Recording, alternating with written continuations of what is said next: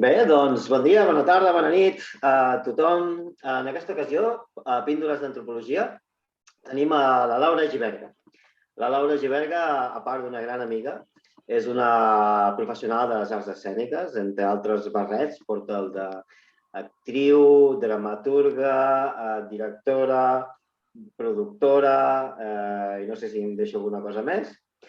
Però en aquesta ocasió, tot i que aquests papers són molt interessants també per l'antropologia, o potser ho tocarem un altre dia, en aquesta ocasió ens posem en contacte amb tu en tant que activista, perquè ets activista per les no monogàmies, en concret un dels col·lectius en el qual treballes és Amors Plurals. Llavors, voldria que ens expliquessis una mica què és Amors Plurals i a què us dediqueu.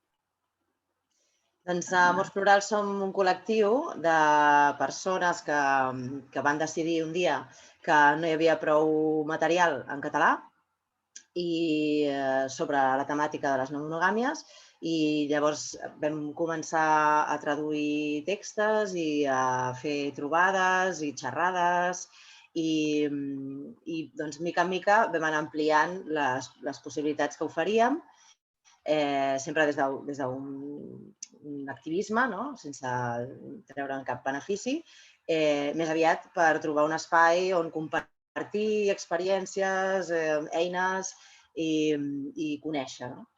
I mica en mica vam començar a fer grups de lectura on es feien debats perquè tothom pogués parlar-ne, i vam acabar fent l'esdeveniment més gran que hem fet fins ara, que se n'han fet 4 ja, que era les jornades d'Amors Plurals. Era un cap de setmana sencer on ens cedien uns cinemes, unes grans sales, i allà es podien fer xerrades multitudinàries, tallers, un espai de sociabilització també, i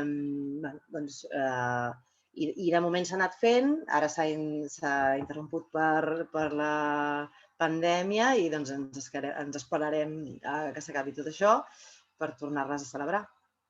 Molt bé. I a més, i també hem acabat fent, amb el tema de la pandèmia, vam acabar fent una cosa que es diu les xapes, que les xapes estan a l'Spotify mateix, les poden trobar, i si poses Amors Plurals en l'Spotify, allà tindràs totes les xapes, que no deixa de ser un debat gravat d'1 hora cadascuna sobre alguna temàtica diferent.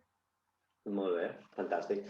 Bé, doncs, per la gent llega en la matèria, una petita introducció, quan parlem de no monogàmies, entenc que parlem de diverses opcions, estils de vida o de vida sexoafectiva, de com afrontem les relacions fora de la norma, i en concret estem, i em diràs si m'equivoco o no, estem d'alguna manera treballant fora del que entenem com a amor romàntic. Llavors, ens podries explicar una mica de què va això del model de l'amor romàntic i què fem o què volem dir quan l'estem deconstruint o quan l'estem qüestionant? Doncs l'amor romàntic, diguéssim que, perquè s'entengui, la Brigitte Vasallo diu que és l'amor Disney, que és com molt ràpid d'entendre, que bàsicament és l'escala de les relacions que ens han ensenyat de sempre, que és et coneixes, llavors t'has de casar o has de conviure, a més has d'anar a viure juntes, has de crear una família i l'amor ha de ser infinit. I a més hi ha una jerarquia de l'amor. L'amor, la teva parella, passa a ser com la part més important de la teva vida, després queda la família i després, a l'últim terme, estan les amistats, que és graciós perquè avui en dia les amistats són les que més perduren, perquè les relacions van acabant-se i les amistats queden. Doncs és una mica aquesta jerarquia. L'amor romàntic, hi ha aquesta idea de la mitja taronja, que has de trobar algú que, a més, hi ha com una idea que és predestinat per tu, que a més, ha de ser un amor exclusiu, no pots estimar un altre, i a més, el matrimoni o la convivència és com la fita, s'ha d'arribar fins allà. I després és com que l'amor és com omnipresent, que està tot ho pot, no? Qualsevol cosa qualsevol dificultat, doncs això ho superarem per l'amor, no? I ja sigui a base de sacrificis i que canviaràs per mi i aquestes coses que a mica es va veient que no acaba de funcionar. També hi ha la idea de la perdurabilitat, d'aquesta passió que serà per sempre, que van menjar, com es diu, anissos i com és... No surt en castellà. I menjaran anissos, no? Sí, no? I no veus mai després com acaba la cosa, no? Que és el que després et trobes, no? Amb aquesta lluita de veure com ens en sortim. Després hi ha la idea de la fidelitat, que com que és exclusiu, doncs has de ser fidel i només has d'estar amb aquesta persona. I hi ha uns rols de gènere també bastant marcats, que normalment el que creen són desigualtats en la parella, no? La dona normalment surt perdent.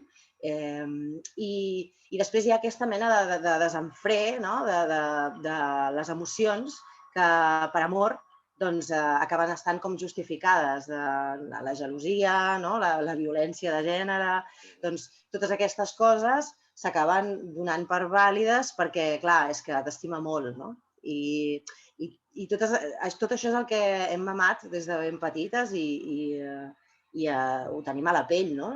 De fet, el nostre activisme no és només per crear un altre tipus de relacions, sinó per curar-nos de tot això que tenim tothom sota la pell i que de tant en tant apareix. Llavors, també jo volia fer una reflexió, no? I és que antigament les persones, quan s'aparellaven, marxaven de casa dels seus pares, que no podien fer gaires coses, i quan tenien parelles, quan podien començar a passejar, agafar el tren, anar a Barcelona, i llavors amb la parella tu senties llibertat. I llavors te n'anaves i convivies i acabaves creant la teva casa, que era el teu model, amb les teves normes, dins de les que són permeses, però tenies aquesta sensació que l'amor et donava ales, et donava llibertat.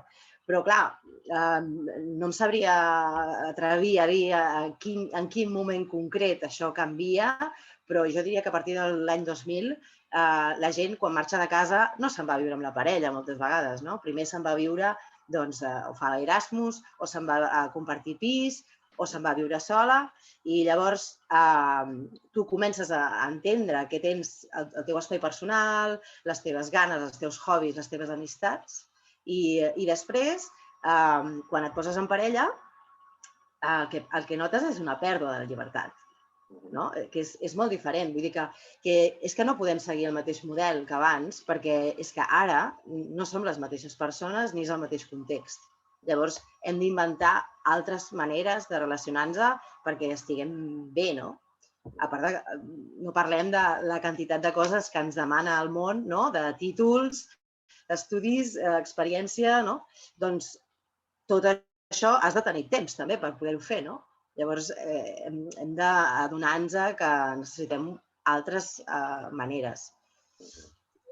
També hi ha una altra cosa que em sembla interessant, que és que quan es fa una ruptura amb una parella, sobretot en el món de la monogàmia, la majoria de vegades, com que es trenca aquesta passió, doncs ja es pensen que l'amor també s'ha mort. I llavors el que fan és una ruptura absoluta i es perd l'amistat, fins i tot, amb una persona que t'has estimat un munt i que has compartit un munt de coses i que us heu ajudat mútuament, no? I de cop i volta aquella cosa desapareix. Per què? Perquè ja no és meva. I això em sembla com molt interessant, no? És estimar és això, eh? Llavors, també passa a les no monogàmies, eh? Ningú estem lliures, però és un dels temes que a mi m'agrada que li donem voltes. I nosaltres també hem parlat molt de la gelosia perquè és un dels temes que sempre ens pregunten, però a la llarga cada vegada ens ha donat com més mandra parlar d'aquest tema perquè en realitat la gelosia ve de la possessió, no? I llavors clar, si ens centrem en parlar de la gelosia és perquè ens estem centrant en aquest model de parella que estem donant per vàlid que és nostre. I llavors, doncs, tu amb una amistat, potser també pots sentir gelosia per una amistat, no? Però potser és més canviar el punt de vista que no haver de treballar aquesta gelosia de l'amor romàntic perquè llavors estem trepitjant un terreny que no acaba de ser clar, no? Molt bé. Llavors, a partir del moment en què qüestionem aquest model de relació, què se'ns obre? A la gent que ja estigui una mica dins el col·lectiu, als col·lectius li sonarà com dues branques o opcions típiques, que són, per una banda, el poliamor, amb les seves variants, jeràrquic, no jeràrquic, etc., la polifidelitat. D'altra banda, l'anarquisme relacional, que si no m'equivoco deu ser més la línia amb la que esteu vosaltres, i alguns altres espais, com el solopoli i alguns altres espais. Com ha anat evolucionant això? Hi ha novetats en aquest aspecte? La comunitat, per lo que tu coneixes avui en dia, pels debats que hi ha hagut, està convergint cap a uns models que són una fusió d'això, o no? O està tot compartimentat i hi ha diferents estils molt consolidats que treballen aquests estils no monògams de relació? Jo diria, també et podria parlar més de la pròpia experiència del que conec jo en el meu entorn del col·lectiu. Però el que jo sí que he vist molt és que hem començat parlant del poliamor, perquè partíem d'aquest concepte parella i llavors obríem a poder tenir més parelles. Però després, quan hi ets, te n'adones que estàs fent una sèrie de coses amb les parelles noves que entren que d'alguna manera les estàs tractant com a extras, no? I això, doncs, molt ètic no és i molt humà tampoc. Llavors, mica en mica, la gent es va apropant a l'anarquisme relacional. De fet, a les jornades d'amors plurals, les xerrades d'anarquisme relacional, que ara us en faré 5 cèntims, s'omplen de bat a bat. I jo crec que... Pots dir ho petaven, Vale, perfecte, doncs ho petaven. Sí. I, de fet, quedava gent a fora, i gent mig obrint la porta, ficant l'orella, o sigui, hi havia com 400 persones allà dins. Jo crec que és la nostra pastanaga, no? És com cap al nostre model a seguir, però alhora, com que no estem del tot acostumades, i doncs, evidentment, hi haurà d'haver un procés en el camí, doncs hi ha totes aquestes altres que deies, no? Primer els swingers, les parelles comencen a obrir-se sexualment, després potser s'enamora d'algú, llavors, poliamor, però després hi ha uns drames que no vegis, perquè no es tracta bé la gent, i llavors comences a anar cap endavant. A part de totes les branques que no es poden oblidar en absolut, que són el feminisme o el racisme, el racisme al contrari, vull dir, doncs totes les desigualtats que hi ha pel camí, de carregar-nos a la heteronormativitat, doncs totes aquestes coses s'han d'anar treballant pel camí, perquè si no, no serveix de res. Molt bé. Podríem parlar molt llarg sobre aquest tema. Com ja saps, Píndoles d'Antropologia és només per obrir boca per certes temàtiques. En aquest cas es tractava de parlar una mica del model d'amor romàntic. Aquí sota el vídeo, en el projecte Píndoles, hi posarem enllaços tant a la vostra pàgina web com als perfils que teniu. Crec que teniu un perfil de Twitter, i no sé si d'algun altre, i de Facebook. Posarem també una referència a un llibre que ha escrit un company del País Valencià fa poc sobre l'anarquisme relacional. I ja està. Ara, els últims... Perdó, el company és el Juan Carlos, per cert.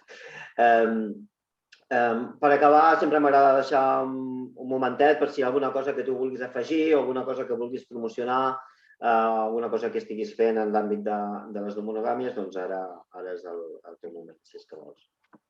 Val.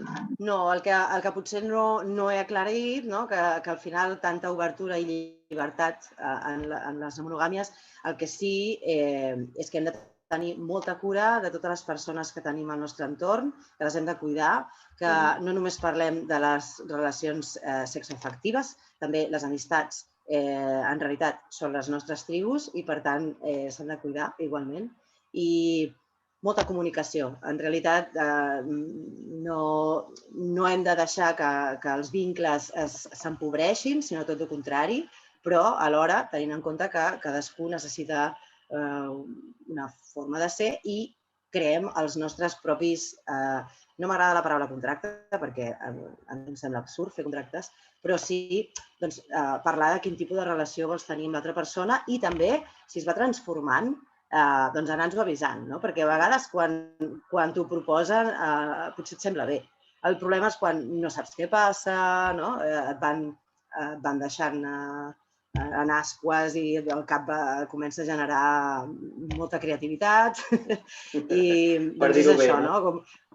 Sí, llavors, doncs, molta comunicació, molt de carinyo i molt de respecte per totes les persones que tenim al nostre entorn. Molt bé, doncs moltíssimes gràcies, Laura. Ho deixarem aquí.